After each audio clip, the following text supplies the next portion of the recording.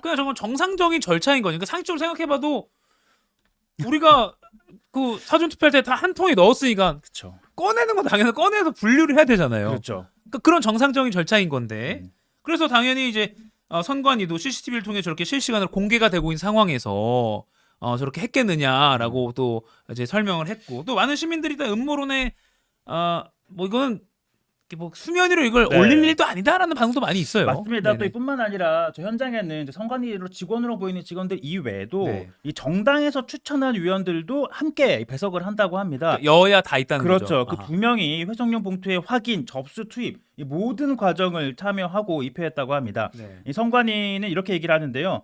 이 정확한 사실관계도 확인하지 않고 무조건 부정선거라고 의심, 왜곡하는 것은 이 국민 여론을 선동해 선거 불신을 조장하는 매우 위험한 행위다. 이 유권자의 소중한 한 표 한 표가 안전하게 보관될 수 있도록 이제 새벽까지 이 최선을 다하는 선관위 직원들의 노력을 부정선거로 왜곡하는 데 대해서 좀 유감을 표한다. 이렇게 덧붙이기도 했습니다. 그러니까요. 왜 또 새벽에 왜 저렇게 은밀하게 하느냐라고 했는데 그건 반대로 생각해서 아니 그러니까 토요일 일요일에 사전 투표를 했으니까 수요일 날 개표를 해야 되잖아요. 그렇죠. 그러니까 그럼 시간이 전국에 다 보내야 되는데 밤샘 작업을 당연히 해야 되는 거잖아요. 그러니까 그렇죠. 이거 오히려 새벽까지 고생하네라고 봐야 되는 게 정상이 아닌가 그렇게 생각하시는 분들이 많이 있을 겁니다. 대부분은 그렇게 생각을 하시겠죠. 예, 예. 네. 알겠습니다. 그리고 또 이건 이제 은평구 선관위의 영상을 가지고 이제 하나의 음모론을 제기한 네. 것이고 또 다른 음모론 새로운 갈래가 있죠. 총선 투표율, 사전 투표율 가지고 뭐 음모론이 또 있어요? 네, 이번 사전 투표율이 뭐 역대 최고치라고 하죠. 예. 총선 투표율 중에 31.28%입니다. 31.28%인데 이 앞서 지난 3일 그러니까 사전 투표하기 전에 민주당 김민석 총선 상황실장이 이 공식 브리핑에서 이렇게 얘기를 합니다. 사전 투표율 31.3%, 총 투표율 71.3%가 목표다라고 했는데요. 근데 사전 투표율 31.28% 반올림하면 31.3. 31.3. 그렇죠. 오! 정확하게 맞아 김민석 떨어지는 겁니다. 민주당 총선 상황실장이 사전 투표율 목표치라고 밝힌 게 실제 거의 비슷하게 드러났네요. 네, 그러다 보니까 이 미래통합당 전 이 황교안 대표가 이 민주당이 쪽집게처럼 맞춘 것인지 아니면 이 부정선거 세팅값의 결과인지 뭐 본투표가 끝나고 나면 다 알게 될 거다. 뭐 우연히 일치일까? 이런 주장을 했고요.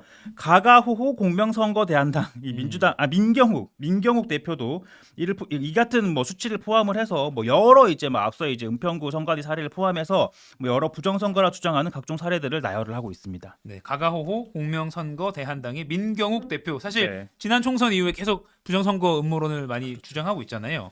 민주당이 그러면은 31.3%로 목표치를 밝혔던 이번 어떻게 보면 결과적으로는 딱 맞힌 건데 신기하긴 하죠. 네. 그 근거는 뭐였나요? 예측했었던 근거. 당시 이 민주당 측 설명은 이겁니다. 이 민주당과 위성정당의 기호가 1번, 3번이잖아요. 이 1과 3이라는 숫자를 대입해서 만든 수치다라고 합니다. 그러니까 뭐 13.3일 수도 있고 31.1일 수도 있고 하하. 그런데 이제 최대한 높게 좀 계산을 한 거죠. 예. 현실적인 수치도 고려를 했을 때 이 김민석 실장 나중에 이렇게 얘기합니다. 죄송합니다. 이 사전투표 조작설에 휘말렸습니다라는 좀 웃지 못할 글을 저렇게 남기기도 했습니다. 그러니까 이건 약간 진짜 사과라기보다는 그렇죠. 이러이러한 지금 음모론도 퍼지고 있는 상황이네요. 라면서 약간 좀 웃고 넘어가는 듯한 분위기긴 해요. 그 적을 네. 저도 봤는데 댓글에 보니까 뭐 민스트라다무스다 라면서 이렇게 유머러스하게 좀 넘기는 반응들이 대부분이긴 했습니다.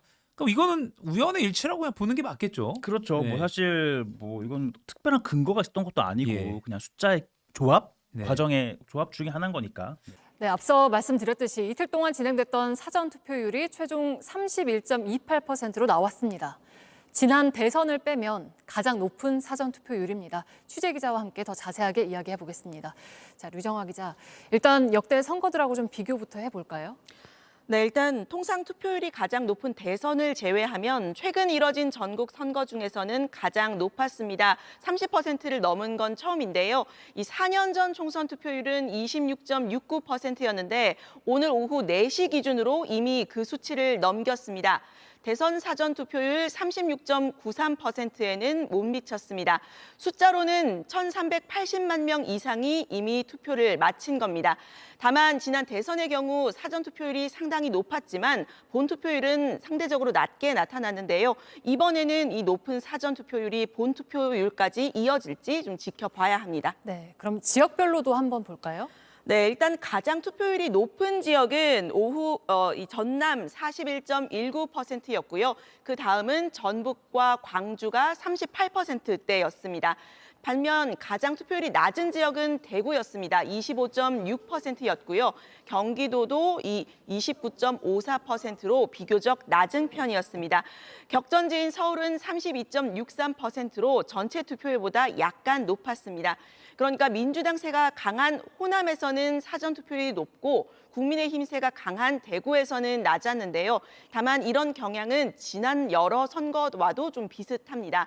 통상 민주당 지지자는 사전투표, 그리고 사전투표에 대한 불신이 있던 국민의힘 지지자는 본투표 참여율이 높은 경향을 보이고 있습니다. 네, 이렇게 좀 사전 투표율이 높으면 여야 뭐 어느 쪽에 유리하다 이렇게 볼 수가 있습니까? 네, 일단 여야는 서로 자신들에게 유리하다는 해석을 내놨습니다. 국민의힘은 그동안 사전투표에 소극적이었던 보수 지지층이 결집했다 이렇게 이야기를 했고요. 민주당 역시 야권 지지층이 정권 심판론으로 결집한 결과라고 봤습니다. 범죄자들에 대해서 화가 났다는 것을 보여주기 위해서 여러분들이 사전투표장에 나가셨기 때문에 사전투표율이 역대 총선 중 가장 높아진 거 아닙니까?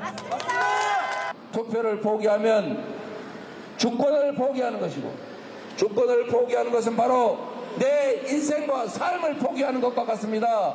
투표해 주시겠습니까?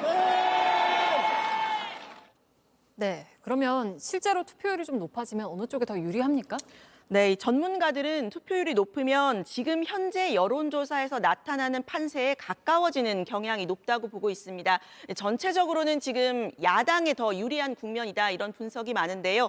다만 낙동강 벨트 등 일부 격전지에서는 투표율이 높아지면 여론조사에 잡히지 않는 샤이 보수 성향 투표자가 늘면서 여당에 유리하게 작용할 그런 가능성이 있다는 분석이 나오고 있습니다. 네, 잘 들었습니다. 류정화 기자였습니다.